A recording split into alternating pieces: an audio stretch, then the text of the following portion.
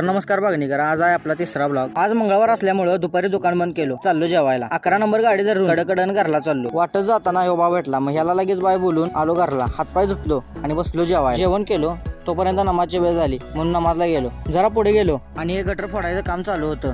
नमाज पडून बाहेर आलो आणि मित्रांच्यात थांबलो, तोपर्यंत घरातनं फोन आला आईस्क्रीम घेऊन ये म्हणून। मग काय घेतलो आईस्क्रीम आणि चाललो घरला। घरात आईस्क्रीम दिलो आणि आईस्क्रीम खात खात गेलो सायल्याकडे। सायल्या चाललेला आंघोळीला, मला म्हणला चौकात थांब। आलो लगेच चौकात आलो तर लल्ल्या आमचा प्लंबरचं काम करायला। चौकात थांबलेलो तोपर्यंत सायल्या आला। आम्हाला म्हणला चला ईदग्यात जाऊया।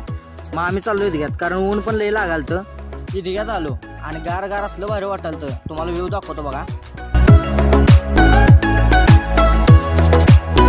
लल्ल्याला म्हणलो व्हिडिओ करणार आहे, तर माकडासारखा झाडावर चढायला लागला बागी। तर भावानो मी बसणार होतो एडिटिंगला, म्हणून आजचा ब्लॉग इथेच थांबूया। आजचा ब्लॉग कसा वाटला लाईक कमेंट शेअर करून नक्की सांगा। आज के लिए सिर्फ इतना ही। अब अगर तुम लोग को वीडियो